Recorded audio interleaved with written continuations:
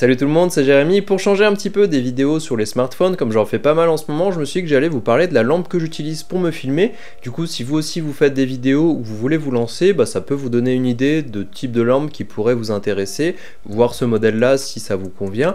Depuis le début de la chaîne, moi j'utilise principalement un panneau LED de la marque GVM, donc c'est un panneau LED qui est très sympa, il est assez compact, il éclaire plutôt pas mal, en tout cas dans l'utilisation que moi j'en faisais, dans un environnement contrôlé où je coupe toutes les lumières extérieures et tout ça.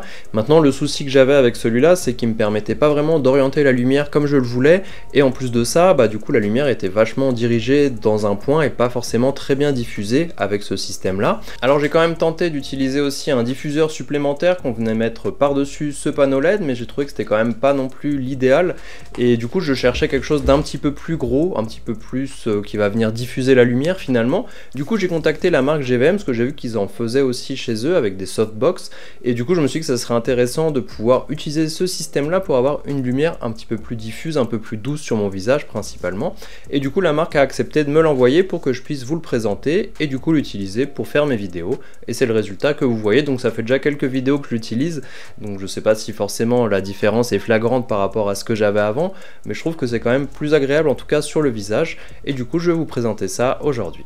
Ici on est donc sur un spot LED de 80 watts qui a une seule température de couleur à 5600 Kelvin et un IRC supérieur à 97 avec 11500 lux à 50 cm.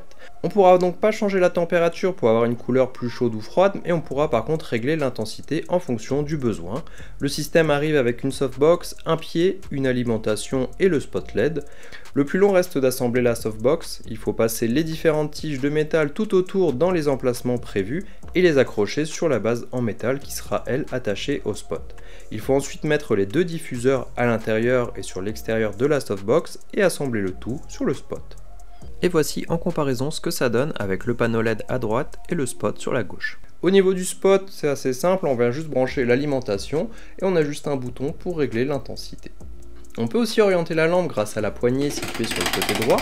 C'est aussi quelque chose que je ne pouvais pas faire avec le panneau LED. Ici je peux l'orienter vers le bas et du coup avoir la lampe située à 45 degrés et orientée du haut vers le bas vers moi, ce qui aide pour les reflets des lunettes ou tout simplement pour pouvoir éclairer des objets sur une table, d'avoir une lumière vraiment qui arrive pratiquement au-dessus d'eux. Alors le système il est pratiquement entièrement en plastique, et à l'intérieur on va avoir un ventilateur qui va venir diffuser la chaleur, donc en fonction de l'intensité le ventilateur va être plus ou moins fort et du coup on va plus ou moins l'entendre. Donc effectivement quand vous êtes dans le silence complet vous allez l'entendre, s'il y a un peu de bruit autour vous n'allez pas forcément faire attention, mais en fonction du type de vidéo que vous voulez faire, il faut faire attention à ce que votre micro ne soit pas trop près du ventilateur pour éviter d'avoir ce bruit de fond, ou faire en sorte que le micro soit vraiment dirigé vers votre voix pour pas qu'on l'entende. Donc je vous ferai écouter ça juste après pour que vous puissiez voir un petit peu ce que ça donne, même si forcément à travers la caméra ça va pas donner aussi bien qu'en vrai pour le son, mais c'est quelque chose à prendre en compte. Si vous avez vraiment besoin du silence complet, il faudra peut-être prendre un modèle qui soit sans ventilateur ou avec un système beaucoup plus silencieux.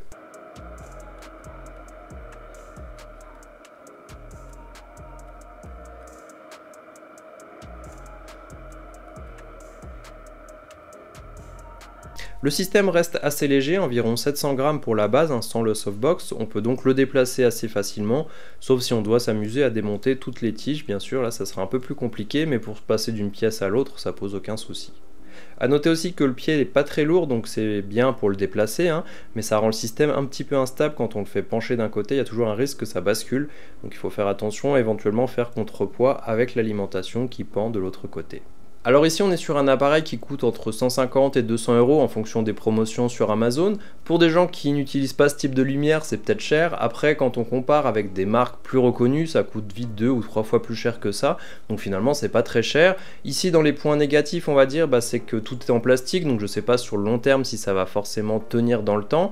Moi je trouve que ça fonctionne bien pour le moment, en tout cas je l'ai utilisé, ça fait plusieurs vidéos que j'utilise, des fois je le laisse tourner parce que je fais plus attention et puis il reste allumé pendant plusieurs heures pendant que je continue l'édition des vidéos. Donc pour l'instant j'ai aucun souci. Le ventilateur fait plus ou moins de bruit en fonction de l'intensité qu'on va mettre dessus. Ici je l'utilise à moins de la moitié, en fait ça suffit largement à m'éclairer dans une pièce comme je vous le disais où je contrôle la lumière, où tout est éteint.